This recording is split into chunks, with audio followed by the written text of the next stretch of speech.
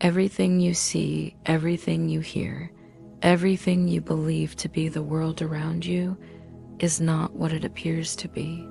It seems solid, it seems fixed. It seems like a reality outside of you, one that you must survive, navigate, and endure.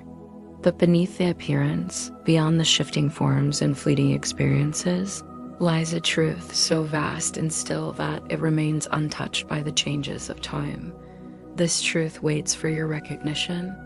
It is not far away. It has not been lost.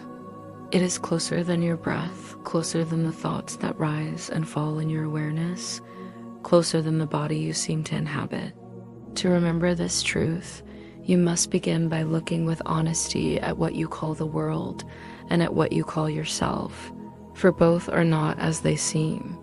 Both are dream images projected from a single source, the mind that believes it is separate. The world you see is a projection. The body you identify with is a projection. Neither holds reality in itself. Both are reflections, mirrors arising from the decisions of the mind. You have been taught since birth to believe the opposite. You have been told that your body is who you are, that the world is solid and objective, and that you are a small being, a temporary creature in a vast and indifferent universe. This belief is the core of all fear. For when you believe you are a body and the world is outside you, you also believe you are vulnerable, subject to loss, decay, and death. You believe you must protect yourself, defend yourself, and seek safety where none can be found. Yet beneath these beliefs lies a deeper awareness, one that whispers quietly, persistently, "This is not the truth. This is not what you are. This is not reality." The forms, the sounds, the sensations, the shifting events, all of these arise and pass, never remaining. What is real does not change, and what changes cannot be real. The unchanging is what you truly are. And what you truly are is beyond the grasp of the senses, beyond the fluctuations of the body, beyond the fragile nature of the world. The mind, believing itself separate, calls forth a dream to veil this truth.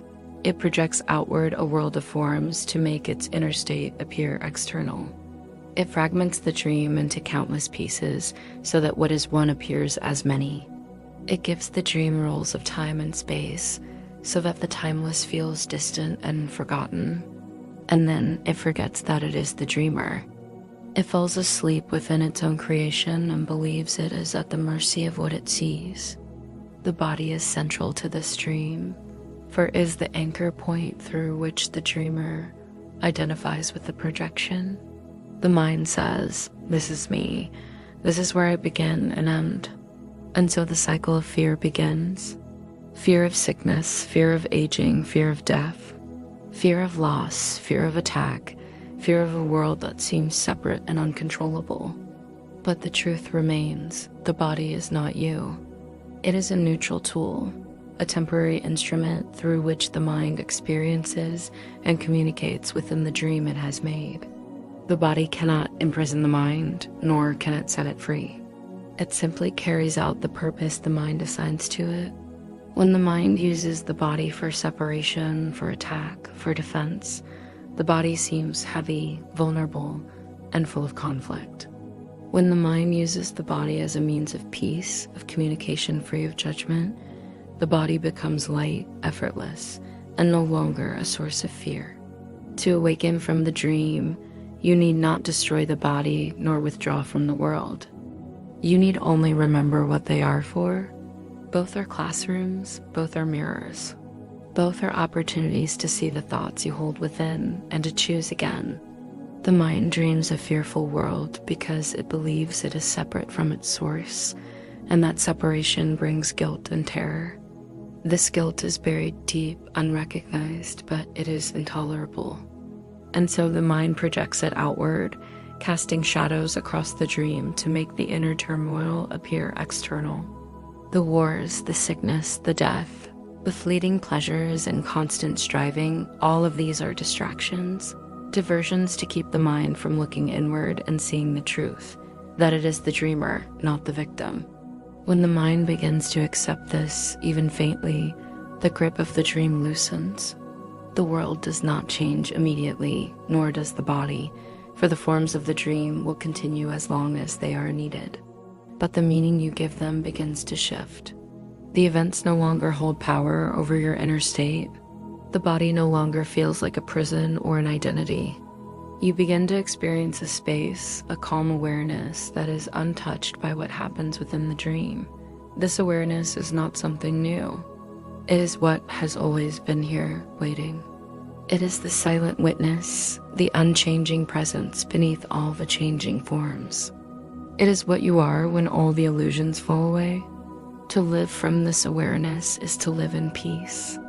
Not because the world has been fixed, not because the body is perfected, but because you no longer confuse yourself with either. You use the body gently, without fear, for as long as it is needed. You navigate the world lightly, without clinging, without judgment, without making idols of what must pass. And in this lightness, you begin to glimpse the truth that nothing real can be threatened and nothing unreal exists. The mind will still be tempted to forget. It will still be drawn back into the noise, the drama, the identification with form. But now you carry the remembrance that every fearful moment, every surge of anxiety or anger, every impulse to defend or attack is simply another invitation to choose again. Not to fix the world, not to manipulate the body, but to shift the mind's purpose from fear to peace. Each time you choose peace, the dream softens. Each time you release a judgment, the weight of the illusion lightens. Each time you remember your awareness itself, not the shifting forms, the stillness within grows more luminous. This is the quiet awakening, not a sudden escape from the dream, but a gradual recognition that the dream has no power over you, that you are the dreamer, not the dream.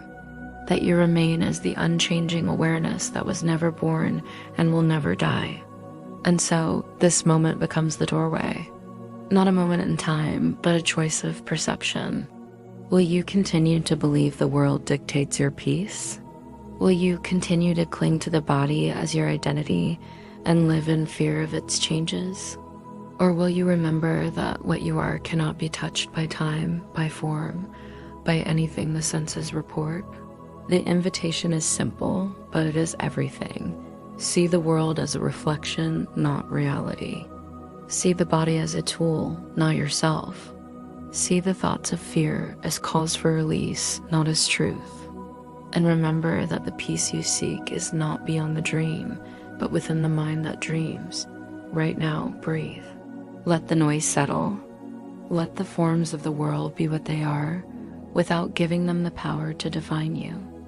Feel the awareness that watches, silent and unchanging, beneath all movement and thought. That awareness is you. It is whole. It is free. It is untouched by all the illusions of world and body. From this place, the dream continues, but it no longer binds you. You walk gently.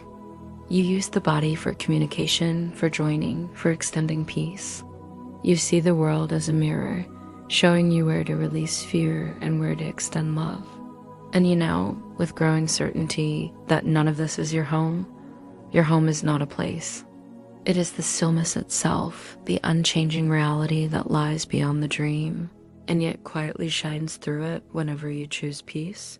So now, the call is before you, not a call to change the world, not a call to perfect the body, but a call to awaken, to remember what is real, to release what is not, and to live from the quiet certainty that you are awareness itself. The dream will continue to shift, bodies will come and go, events will rise and fall, but through it all, you can remain as you truly are, still whole and free.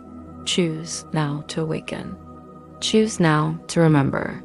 The illusion can no longer hold you when you know it is a dream, and peace, which has always been yours, becomes your only reality.